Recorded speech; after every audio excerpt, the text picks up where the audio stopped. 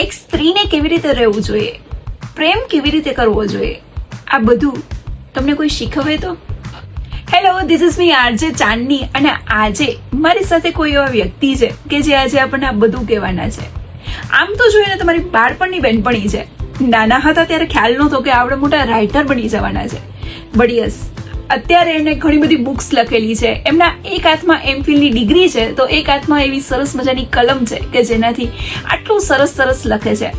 અત્યારે હાલમાં તો એ આફ્રિકા સેટ થયેલા છે. બટ યસ, આપણને મળવા માટે આજે ઇન્ડિયા આવેલા છે અને આપણા રાજકોટની લેડીઝને ઘણું બધું કહેવાના છે. તો ચલો આપણે મળીએ મિત્તલ બખ્તરિયાને. તો સ્પેશિયલી હું એક મેં બુક લખેલી છે કે જે આજના યુથને કામ આવે એવી છે, આજના ટીનેજર્સને, કે જે લવની મૂંઝવણ છે બુકનું નામ.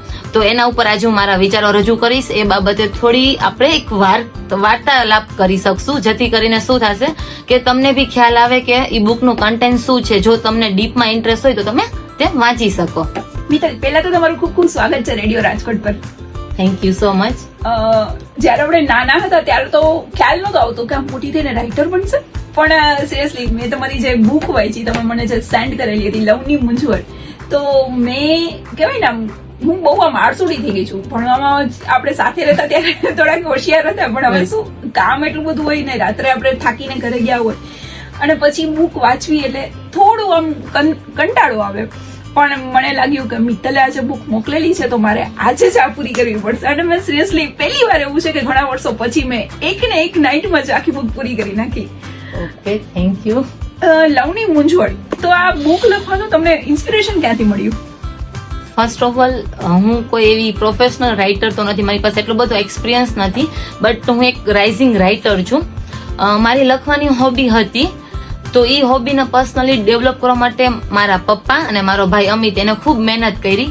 તો આ બુકનું જે લખાણ છે અથવા એનું જે ક્રેડિટ છે હું મારા ફેમિલી મેમ્બર્સને આપીશ, જે લોકોએ મને ખૂબ જ સપોર્ટ કર્યો છે. વાહ, લવની મૂંઝવણ, તો આ નામ કંઈક આમ અલગ છે કે કોઈ છોકરી લવમાં આમ પડેલી છે અને આમ બહુ બધી આમ કન્ફ્યુઝ થઈ ગઈ છે, આમ કહેવાય ને મૂંઝવણમાં પડી ગઈ છે, ગુચ્ચવાળો આમ આખો થઈ ગયો છે, એવું કઈ હતું કે શું હતું? એમ મતલબ કે તમારી પર્સનલ લાઈફને કનેક્ટ કઈ કરી શકે છે? ઓકે, વેલ, પર્સનલ લાઈફને તો કનેક્ટેડ નથી, બીકોઝ મારા અરેન્જ મેરેજ છે. ઓકે, બટ મેં આ ટોપિક એટલા માટે સિલેક્ટ કર્યો. એકચ્યુઅલી આ બુકની અંદર ટોટલ 8 ટોપિક છે, અલગ અલગ ટાઇટલ છે. આ ટોપિક સિલેક્ટ કરવાનો એક જ પર્પઝ હતો કે આજના જે યુથ છે ને, સ્પેશિયલી લવ નેક્સ્ટ સ્ટેટસ માને છે, બોયફ્રેન્ડ ગર્લફ્રેન્ડ રાખવા, શોર્ટ ટર્મ રિલેશનશીપ રાખવી, કમ્પેરિઝન, સોશિયલ મીડિયામાં એક આર્ટિફિશિયલ શો અપ કરવો, અને પછી એમાં ને એમાં એટલા બધા એ લોકો ઉલઝાઈ જાય છે, એટલે લવની મૂંઝવણ અનુભવે છે, અને એ લોકોને લવ ઇઝ કોમ્પ્લિકેટેડ લાગે છે, અને એ લોકો પછી મેરેજ કરવામાં બિલીવ નથી કરતા હોતા, અને ક્યાંય ને ક્યાંય એ લોકો પછી કરિયર ઉપર બી ફોકસ નથી કરતા અને જિંદગીમાં બી આગળ નથી વધી શકતા. એટલે લવની મૂંઝવણમાં પોતાની જિંદગી ઉલઝાવી નાખે છે. તો એને રિલેટેડ આવા ઘણા બધા ટોપિકો એમાં છે, ઇન્ક્લુડ થયેલા છે. એટલા માટે સ્પેશિયલી યુથને ધ્યાનમાં રાખીને આ ટોપિક લીધો છે, કારણ કે સમ ટાઈમ એ લોકોને અટ્રેક્શન પીરિયડ્સ હોય છે, સમ ટાઈમ એ લોકોને ખાલી જસ્ટ ફિલિંગ્સ હોય છે, બટ એ લોકોને ખ્યાલ નથી હોતો, અને ઘણી બધી વખત છે તે લોકો પોતાની લાઈફમાં બી ફોકસ નથી કરતા. તો આ બધા વિચારોને ધ્યાનમાં લઈને આ ટોપિક સિલેક્ટ કર્યો છે. તો આજે લવ કરવાની જે પહેલ કોણ સ્ટાર્ટ કરે છે? મતલબ કે either it will be male or female? Okay, very interesting question. Well, ઘણી વખત એવું બી હોય, બધા લોકો પૂછતા હોય છે પ્રેમ વધારે કોણ કરે છે, બોયઝ કરે છે કે ગર્લ્સ કરતી હોય છે, બરોબર? આપણે એવું કોઈ જનરલ સ્ટેટમેન્ટ ના આપી શકીએ કે બોયઝ નો પ્રેમ વધારે છે કે ગર્લ્સ નો પ્રેમ વધારે છે. આપણે ઘણા બધા કિસ્સામાં જોયું છે ગર્લ્સ વધારે ઇન્વોલ્વમેન્ટ હોય છે, કોઈ કિસ્સામાં એવું જોયું છે કે બોયનું ઇન્વોલ્વમેન્ટ હોય છે. તો આપણે એવું કહી શકીએ કે પ્રેમ તો જે લોકોનું જે વધુ સિરિયસ છે, જેનું વધુ ઇન્વોલ્વમેન્ટ છે, એનું વધુ પ્રેમ હોઈ શકે. આઈધર બોય બી હોઈ શકે અથવા ગર્લ બી હોઈ શકે છે. તો એવું હું કોઈ જનરલ સ્ટેટમેન્ટ નહીં આપી શકું, કારણ કે ઘણા બધા બ્રેકઅપ થાય છે, એમાં ગર્લ્સના બી હોય છે ફોલ્ટ, સમટાઈમ બોયઝના બી હોય છે. બટ એક વસ્તુ કહી શકું કે ગર્લ્સ છે ને એ પોતાની ફિલિંગ્સ સારી રીતના એક્સપ્રેસ કરી શકે છે કમ્પેર ટુ બોયઝ. ગર્લ્સ છે ને પોતાની જે લવ લેંગ્વેજ છે ને બોલીને દર્શાવી શકે છે, જ્યારે બોયઝ હોય છે ને એ જનરલી પોતાના લવને એક્સપ્રેસ નથી કરી શકતો. આવું આપણે ક્યાંય જોતા હોય છે, જનરલી મોસ્ટ ઓફ કિસ્સામાં જોતા હોય છીએ. તો એના ઉપરથી મને એક જોક્સ પણ યાદ આવે છે. એવું મેં ક્યાંય સાંભળ્યો હતો કે એક હસબન્ડ વાઈફ છે ને બેઠા હોય છે, હસબન્ડ ન્યૂઝપેપર રીડ કરે છે, ત્યાં વાઈફ આવે છે એકદમ મસ્ત રેડી થઈને, અને એમ કે છે કે તમને આજે યાદ છે કે આજે શું છે? હસબન્ડ કે ના. તો વાઈફ ગુસ્સે થાય છે, પછી કે છે શું છે, યાદ છે તમને? તો હસબન્ડ કે બોલ ને હવે. તો વાઈફ એમ કે છે આજથી 10 વર્ષ પહેલા તમે મને છે ને પ્રપોઝ કર્યું હતું, ખબર ન પડી ક્યાં 10 વર્ષ નીકળી ગયા. ત્યારે હસબન્ડ રમૂજ કરતા કહે છે, તને ન ખબર પડી 10 વર્ષ ક્યાં નીકળ્યા, મને બહુ ખબર પડી ક્યાં નીકળ્યા છે. તો વાઈફ પાછી કહે છે કે તમે મને ત્યારે આઈ લવ યુ કીધું તું, તે પછી મને કેમ ના કીધું? તમે આઈ લવ યુ 10 વર્ષમાં એક વાર બી ના બોલ્યા. ત્યારે હસબન્ડ એમ કે છે, પ્રેમ છે ને એટલો જ છે, કોઈ જાતનો ચેન્જ નથી થયો. 10 વર્ષ પહેલા બી એટલો હતો ને હજી પણ એટલો છે, જો ચેન્જ થશે તો જણાવીશ. તો બોયઝ ની આવી રીત હોય છે, પોતે એક્સપ્રેસ જનરલી નથી કરતા હોતા અને ગર્લ્સ ને બહુ કમ્પ્લેન હોય છે. કોઈ પણ રિલેશનશીપમાં ગર્લ્સ ના બાબતે થોડી વધારે કમ્પ્લેન હોય છે. તો હું બોયઝ ને રિક્વેસ્ટ કરીશ પોતાની લવ લેંગ્વેજ ને એક્સપ્રેસ થોડી વધુ કરે, તો ગર્લ્સ ને એમ થાય કે નહીં ભાઈ મારો હસબન્ડ છે મને અથવા મારો બોયફ્રેન્ડ છે મને લવ કરે છે. અને ઘણી વાર કેવું થાય છે કે આપણે લોકો નફરત કરીને તરત બોલી જઈએ છે કે ભાઈ મને તારાથી નફરત છે, મને તારાથી આ પ્રોબ્લેમ છે, પણ આપણે કોઈને પ્રેમ કરી છે ને જલ્દીથી વર્ણવી નથી શકતા. તો આપણે એવું કહી શકીએ નફરત કહેવા માટે આપણી પાસે શબ્દો છે પણ પ્રેમને કેવા શબ્દ નથી હોતા. સાચી વાત છે તમારી કે ઘણી વાર એવું થતું હોય કે મને કોઈ તમારી વસ્તુ સારી લાગી હોય તો ઠીક છે, હવે છે સારી છે તો છે યાર, ધેટ્સ ઇટ, ઓકે. બટ કઈ ખરાબ હોય, બહુ જાડી થઈ ગઈ છો હમણાં, પેલી બહુ કાળી લાગે છે, પણ એનામાં જે સારા પોઈન્ટ છે એ તમે વિચારો, એ તમે જોવો, અને એ જોવો છો તો તમે એક્સપ્રેસ પણ કરો કે આ તારામાં સારું છે. જેમ આપણે કહી દઈએ છીએ કે આ તારું ખરાબ છે, આજે તું નથી સારી લાગતી પણ આજે તું સારી લાગે, એ બહુ ઓછું કહેતા હોય છે. બહુ સાચી વાત છે મિત્તલ તમારી. તમે જેમ કીધું કે આજકાલના યંગસ્ટર્સ છે કે જેમને આમ અટ્રેક્શન બહુ લાગતું હોય છે, અને હમણાં તો એક નવું રિલેશનશીપ નહીં સિચ્યુએશનશીપ કાઢ્યું છે, તો સિચ્યુએશનશીપ વિશે તમે શું કહેવા માંગશો? એકચ્યુઅલી હું એટલું કહીશ, આ જે બધા શબ્દો છે પર્સનલી હું બિલીવ કરું છું, હું કોઈ ઉપર ક્રિટિસાઇઝ નથી કરવા માંગતી, બટ આ બધા ફોરેન ના શબ્દો છે. આપણે લોકો તો છે ને રાધા કૃષ્ણ અને શિવ પાર્વતીના પ્રેમના ઉદાહરણો જોયા છે. આપણા ભારતમાં કમિટમેન્ટ છે, આપણે મેરેજ થાય પછી બચ્ચાઓ થાય છે, રાઈટ? આપણે લોકો મેરેજમાં પછી કોઈ એક પાર્ટનર છે ઘણું બધું બીમારીથી પીડાતું હોય તો બી આપણે નથી મૂકી દેતા, આપણે એને લાઈફ ટાઈમ સાથ આપી છીએ, આપણે 7 વચનો પાડી છીએ, 7 જન્મ સુધી સાથે રહેવાની વાતો કરી છીએ. આજે બધા કલ્ચર, આજે બધા વર્ડ આવ્યા છે એમાં હું એગ્રી નથી કરતી કે આવું હોવું જોઈએ. સિચ્યુએશનશીપમાં જનરલી લોકોને મજા આવે ત્યાં સુધી રહે છે, એકબીજાનો યુઝ થાય છે, તો આપણા કલ્ચરની આ વસ્તુ નથી. તો જે સ્પેશિયલી યંગસ્ટર ને સ્પેશિયલી કોલેજિયન લોકો પોતે કુલ છે એવું દેખાડવા માટે આવી બધી વસ્તુમાં એન્ટર ના થાય. મિત્તલ, તમારી જે નવી બુક છે લવની મૂંઝવણ, એમાં એક પ્રપોઝ કરીને એક ટોપિક છે, તો એના વિશે તમે શું વધારે કહેવા માંગશો?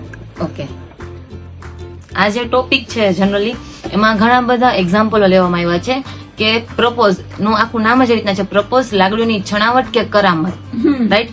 ઘણી વખત આપણને એવું લાગતું હોય છે કે જે સામેવાળા વ્યક્તિ છે આપણને જે એક્સપ્રેસ કરે છે સાચું છે. ઘણી વખત બોયઝ છે પોતાની ફિલિંગ્સ એક્સપ્રેસ કરે છે.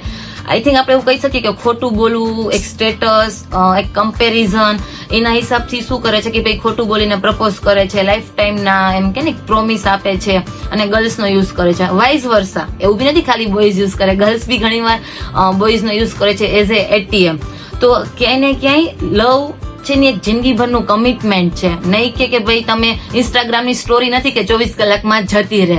આ લવ છે એ કોઈ મોંઘી ગિફ્ટ કે કોઈ લોંગ ડ્રાઈવ નથી, પરંતુ એકબીજા સાથે રહીને એકબીજાના સપના પૂરા કરવા અને એકબીજાની સાથે એકબીજાની મંજિલ કાપવી એ હોય છે.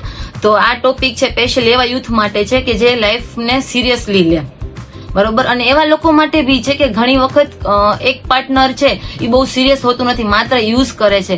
તો આમાં જે ઇમોશનલ વ્યક્તિ છે, સેન્સિટિવ વ્યક્તિ છે, એ જ હંમેશા દગો ખાય છે ને એ જ હંમેશા સહન કરે છે ને એ જ હંમેશા ખરાબ આદત અને ડિપ્રેશનમાં જાય છે. તો એવા લોકો માટે મેં લખ્યું છે, જિંદગી એટલી બી સસ્તી નથી, જિંદગી એટલી બી સસ્તી નથી કે બેવફા લોકો માટે આપણે કુરબાન કરી નાખીએ. તમારા હમણાં જ મેરેજ થયા, રાઈટ? અને એ પણ આફ્રિકા, એટલે ઇન્ડિયા છોડીને તમે આફ્રિકા સેટ થયા, તો આ બધું થોડુંક ડિફિકલ્ટ લાગતું હશે ને? અને જે તમારા ઇનલોઝ સાઈડથી તમને કેવો સપોર્ટ રહ્યો? મતલબ કે તમે આટલું સરસ લખો છો, તમારું જે આટલું આખું પ્રોફેશનલ આખી જે લાઈફ છે, તમારું કરિયર છે, તો એમાં કેવી રીતે તમને સપોર્ટ મળે છે? ફર્સ્ટ ઓફ ઓલ તો મારા મેરેજને હજી 1 year કમ્પ્લીટ થયું. થોડું હાર્ડ લાગ્યું, કારણ કે ઇન્ડિયા મૂક્યું એટલે હાર્ડ લાગ્યું, પેરેન્ટ્સ મૂક્યા એટલે હાર્ડ લાગ્યું. કોઈ પણ ગર્લ્સને હાર્ડ લાગે પોતાના પેરેન્ટ્સને મૂકવા, લાઈક ઇટ્સ કોમન ફિલિંગ, બધી ગર્લ્સ માટે હોય છે. હું વાત કરું મારા હસબન્ડ, તેનું નેમ છે જીમી, અને મારા ઇનલોઝ બધા લોકો મને ખૂબ જ સપોર્ટ કર્યો. આઈ થિંક હું એમ કહી શકું કે અમારા અરેન્જ મેરેજ છે અને અમારા શોર્ટ ટર્મમાં મેરેજ ડિસાઇડ થયા. તો આ બધી વસ્તુ સેટ કરવી અને સાથે કરિયરને બી બેલેન્સ કરવું ને ઇટ્સ નોટ ઇઝી, સ્પેશિયલી એ બી ઇન્ડિયાની બહાર. તો એમાં મારા હસબન્ડનો મને ઘણો બધો સપોર્ટ રહ્યો. આઈ થિંક એ બહુ સપોર્ટિવ પાર્ટનર છે અને મને બહુ સારી રીતના સમજે છે. અને અત્યારે નવું છે તો હજી સારું લાગે છે. Let see what happen in future, but બહુ સારો એક્સપિરિયન્સ રહ્યો છે. મિત્તલ, તમારા મત પ્રમાણે લવ મેરેજ કરવા જોઈએ કે અરેન્જ મેરેજ? ઓકે, આ એક હંમેશા કોન્ટ્રોવર્સી ક્વેશ્ચન રહ્યો છે, સ્પેશિયલી યુથ માટે. જનરલી આપણે એવું બિલીવ કરતા હોય છે કે લવ મેરેજ હોય તો લવ વધુ હોય, but I don't think so. Marriage કયા છે એ મેટર કરે છે. લવ મેરેજ છે કે અરેન્જ, મે બી લવ મેરેજમાં પહેલા ઓળખતા હોય છે, અરેન્જ મેરેજમાં પછીથી ઓળખતા થાય. મેરેજ કોઈ પણ હોઈ શકે. સામેના વ્યક્તિઓ સાથે તમારું તાલમેલ કેવું છે ને એ મહત્વનું છે. તમારી અન્ડરસ્ટેન્ડિંગ ને તમારી સમજદારી કેવી છે ને એ મહત્વનું છે. આપણે લવ મેરેજમાં બી ડાયવર્સ જોતા જોયા છે, અરેન્જમાં બી જોયા છે. તો મેરેજ થી કોઈ વસ્તુ નક્કી નથી થતી કે એ મેરેજ ચાલશે કે નહીં. હંમેશા બે વ્યક્તિઓની પરસ્પર સમજદારી અને લાગણીઓ અને એકબીજા માટે જતું કરવાની ભાવના ખાસ મહત્વ ધરાવે છે. મેં ક્યાંય સાંભળ્યું હતું કે આપણે જે ખીર ખાઈ છીએ કેટલી ટેસ્ટી હોય છે, રાઈટ? તેમાં ખાંડ અને દૂધ એ બેનું મહત્વનો રોલ છે, પણ એ બે એકબીજા સાથે બળી જાય છે અને ખીર બનાવે છે ત્યારે એટલી ટેસ્ટી ખીર બને છે. જો એ બે પોતાનું અસ્તિત્વ જ ન બહારે તો એ ખીર બને જ કેવી રીતના? એ જ રીતના જયારે બે વ્યક્તિઓ મેરેજ કરીને આવે છે ને ત્યારે એ બે વ્યક્તિએ પોતાના ઉપર ને પોતાના રિલેશન ઉપર ફોકસ કરવું જોઈએ અને પોતાના અસ્તિત્વને એકબીજામાં સમાવી લેવા જોઈએ. કારણ કે મેરેજના દિવસે તો લાખો લોકો આપણા મેરેજમાં આવશે, આપણા સગાવાલા આવશે, ઘણો બધો ખર્ચો બી કરશું, ઘણી બધી વસ્તુઓ પણ આવતી હતી. માત્ર ને માત્ર પરસ્પર સમજદારી અને એકબીજા માટે જતું કરવાની ભાવના અને એકબીજાની ફિલિંગ્સ થી કામ આવતી હોય છે. તો મેરેજ કોઈ પણ હોઈ શકે. અત્યારે મેરેજ સિઝન પણ ચાલે છે, તો હું દરેક કપલને એવું કહીશ કે મેરેજ તમે લવ મેરેજ કરો છો કે અરેન્જ મેરેજ એ કઈ મેટર નથી કરતું. માત્ર તમે તમારા અને તમારા રિલેશનને અને તમારા પાર્ટનરને મહત્વ આપજો. લવ મેરેજમાં પહેલા લવ હોય છે અને પછી મેરેજ થાય છે, અને જ્યારે અરેન્જ મેરેજમાં પહેલા મેરેજ હોય છે અને પછી લવ થાય છે. આટલો એક ડિફરન્સ હોય છે. Thank you so much Mittal કે તમે આટલી સરસ બુક મને તો આપી જ છે અને સાથે સાથે મારી રાજકોટની લેડીઝને આપેલી છે, બરાબર ને? રાજકોટ આ બુક મેં તો આખી વાંચી લીધી છે. જો તમારે પણ આ લેવી હોય તો મિત્તલ ક્યાંથી મળશે એ કહી દો ને જરાક. કે આ બુક છે આપણે ઓનલાઈન પ્લેટફોર્મ પર મળશે, યાની કે એમેઝોન ઉપર મળશે. ઘણી બધી લાઇબ્રેરીમાં મૂકી છે, બટ કોઈને લાઇબ્રેરીમાંથી નથી લેવી અને પોતાની પરચેસ કરી છે અથવા પોતાના પાર્ટનરને ગિફ્ટ આપવી છે બર્થડેમાં યા વેલેન્ટાઇન ડે ઉપર, તો એમેઝોન ઉપરથી પોતે ઓનલાઈન ઓર્ડર કરી શકે એમ છે. બુકનું નામ છે લવની મૂંઝવણ, રાઇટર છે મિત્તલ બખતરિયા, એટલે તમને મળી જશે.